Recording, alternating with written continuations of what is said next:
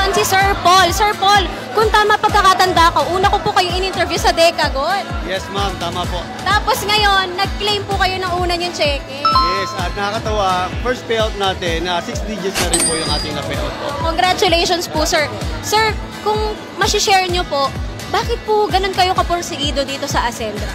Actually, syempre, kailangan natin kumita talaga ng extra para sa family. But then again, syempre, ngayon nagkaroon ako ng grupo sa Ascendra. Nakita ko yung needs nila. Kung ako ay may means para matulungan sila, ito po yung ginagawa ko ngayon. So nagkaroon po kami ng first hub namin sa Laguna. So tinutulungan natin yung mga kabataan na willing mabago yung buhay nila. So yung first payout po natin, yun yung ginamit natin para makatulong at makapag-build ng hub para po sa kanila. Napakaganda, sir. Napaka-meaningful ng pinaglagyan nyo ng unang cheque nyo, sir. Opo, kasi kailangan natin mag-invest din eh. Alam mo yung mag-invest tayo sa sarili natin. At the same time, meron pa tayong mga natutulungan. So yun yung ganda ng kultura na ipinaparamdam at tinuturo sa atin ng mga founders natin sa Ascendra. Total, sir, meron kayong hub for the youth, di ba? Para po sa mga kabataan. Ano po ang message nyo sa mga kabataan na nakakanood nito?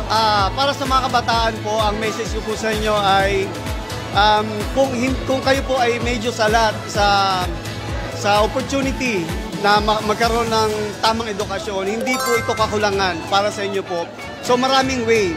Especially Ascendra, nag-offer po tayo ng magandang opportunity, hindi lang po sa mga kailangan na extra income, yung mga tao na kailangan din po na magkaroon ng magandang panimula.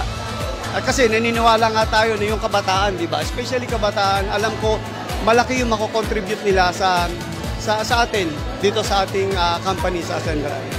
Napakaganda, sir, at sana po ay ipagpatuloy nyo pa po yan, sir, at isa po kayo inspirasyon dito sa atin.